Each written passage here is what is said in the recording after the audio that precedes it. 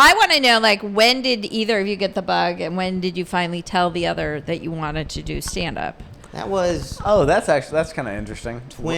Ryan came to me with stand-up, actually. At what age? Yeah. 21. I did my first mic when I was 21. So I was 24, Yeah. and I just left a defunct band.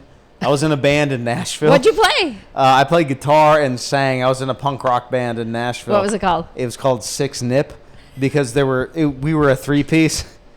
There were three of us, which means six nipples combined. Yep. So It would be funny if it was 5 nips. And you're like, you can't have an odd number. So we were Six Nip, and we had just disbanded, and I had nothing really going on in my life. And Ryan found out about this really cool club called ThirdCoast in downtown. We were weirdly in the exact same position, but like separate, you know? Like he was just getting done with his band, and I had just kind of gotten my life together after like a breakup and some falling out with friends and shit. And so I was just trying everything. I was wild card trying. I got my skydiving license. I got my... I was gloss over all that.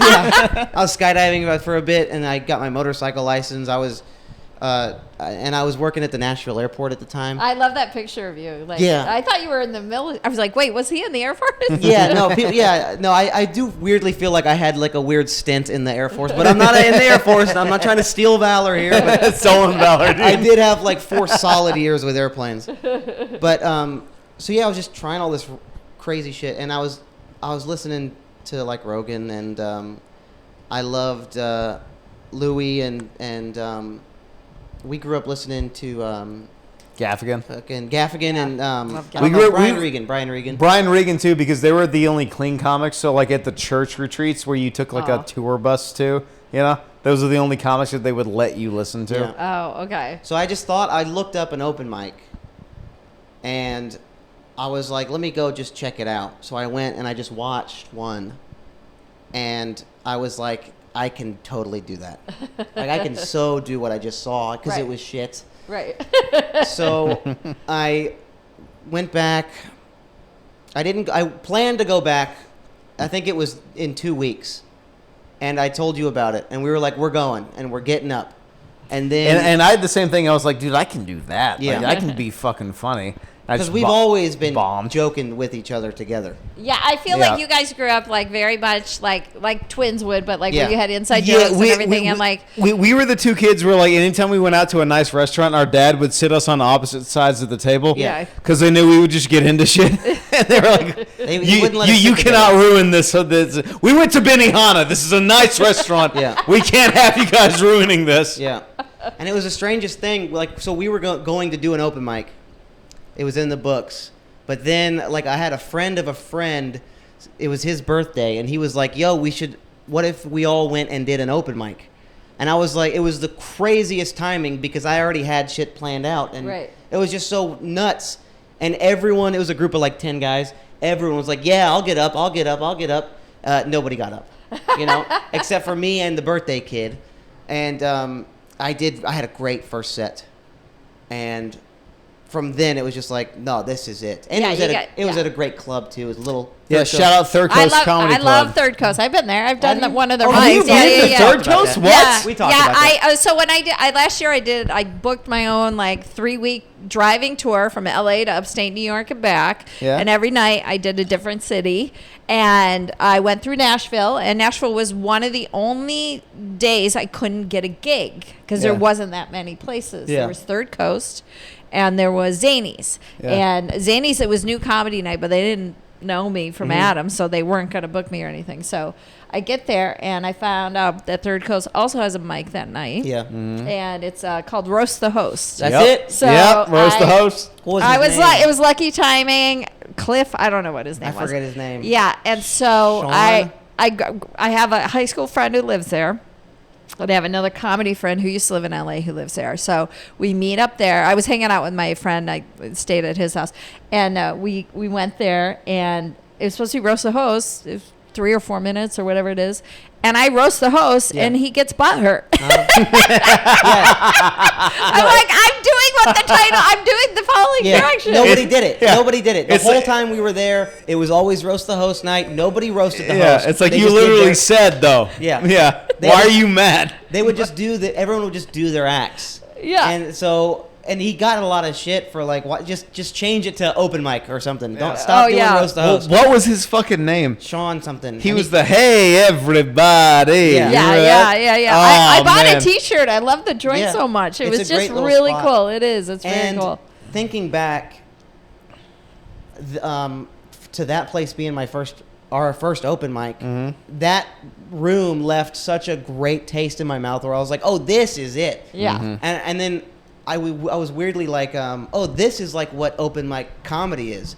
And then I've been to all these places in LA and it's different and not as nice. And I'm like, ThirdCoast I had it fucking set. Right. I was living large at ThirdCoast. Also, there was this other thing at ThirdCoast. There was this back corner where all like the real comics hung out. And it was Shane Bianchi, it was Tanner Newcomb, it was who's that other guy? I don't know Tanner. I know Shane. The guy that opened for Theo Vaughn. But they would all hang out at this table in the back of the corner. And, like, I was, like, 6 months into comedy. I was like, I want to be in that. I want to be at that table so fucking bad, you know? I think the equivalent at the Improv is at the bar in the corner where I sit. And because I used to sit across going, I want to sit there where all the cool kids are. And now but all I did was just get there early and sit. That's all it is. It has nothing to do. It's not like real. You're just like, I want to be there so bad. And, we were going there for many months, and we had decided, and we did a bunch of other clubs in the city, but the East Room in Nashville too. It was more for bands, so the stage was weirdly high in the air. I've done so many of those mics at a weird band place. So Nashville, Music City, their stage was so high above that you were like talking down to like your subjects. You were just like, and the other thing, this is fucking funny, right? My first heckle was at the East Room in Nashville, and I fucking destroyed her. It was awesome. And so we were like, okay, this is it. Very quickly, we were like, oh, this is totally it. Right. Let's move to LA. We took a trip out here just to scope it out and check out the Comedy Store. That trip cemented the idea. We're like, okay, this is it. We're doing it. COVID hits. Yeah. And we were like, next, we're going to give it a year. And then, COVID hits, and that's weird. And we don't do stand-up even in Nashville for, like, months. Well, you can't probably. Yeah, we couldn't. And so we had this weird thing where we were like, we started comedy, and then we didn't do it for, like, a year because we couldn't. We had been off longer than we had been doing it initially. Yeah. Because of COVID. Even then, when we moved here, because we were debating bailing. We're waiting it out, you know? But we were like, fuck it, we already made the plan, let's go. So we moved here during COVID, and then we still didn't touch a stage for months. I don't even know. And then once things started opening up, we were doing those do you ever do a sidewalk mic? Oh, yeah. Every punchline was stepped on by a truck going, the funny thing about those were terrible. Those were awful, man. Our first few mics. But that put hair on your balls, man. That made you real. That's why people give me shit for doing these like dumb dive bar, like really solid dive bar shows. But I'm like, you're telling me if I can't get up there and do my act while all this pool's playing and the bartender's not talking loudly with some like regular and comics are coming in and out getting high on the whatever they're doing, if you can't pull off a set and not have any of that fuck you up, then you got to go back to the drawing board. You have to get that skill because it'll come in handy when you are in a bar where most people are watching, but then there's somebody else, and then you can play off of it. I just did a bar where I had to play off the people walking in front of me and all this other stuff, and it was great. It's really good. It's really good practice. Yes, it's great. And I think if there's anyone telling you like, why are you doing that? I would never do that. I think that's out of their fear. Oh yeah, 100%. Like I'm fearless. I used to be really scared. I would bail. How many times would I bail on mics? Hayden, a lot. He would be like, dude, we got to go to Fourth Wall, North Hollywood. And I'd go, I'm not really feeling well tonight, I was nervous. I was scared. Yeah. But, you just got to fucking go and see what happens. There's something about comics, and it's a special thing that and this actually gets me so excited, and it'll terrify other people. But when I'm told that there's a mic in some weird place I've never been, in a town I've never been, or a show, and I get excited about seeking it out. I don't think about, I could get murdered. Most people would. I don't. And most comics don't. They're like, there's a mic there in the middle of a back room of an opium den. I'm there. There's something special about us being excited about going to find these little nooks and crannies around the world where we can go and tell our jokes in front of weirdos.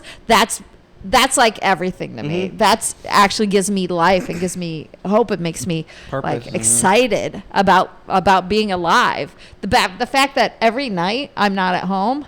Oh my God, it's great. You have something to do. And much, and it's something you enjoy. You know, it's not like a day job or something. Yeah, I spent 10 years when I was married at home at night. Watching television, doing needlepoint and a bunch of scrapbooking, all this other bullshit. And at the time I was fine because I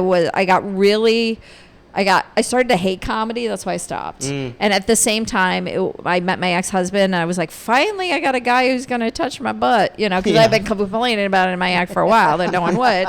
Then I had somebody who was doing it. So I was like, I'm just going to step away, and then I'll come back when it just organically feels naturally. And it took 10 years and a divorce and me blowing up my life. But as soon as I did, I went, I'm out of the brainwash. I'm back. I'm back. And I'm like, so for me, it was like every night I was crying at night for a good year and a half about 2 broken hearts.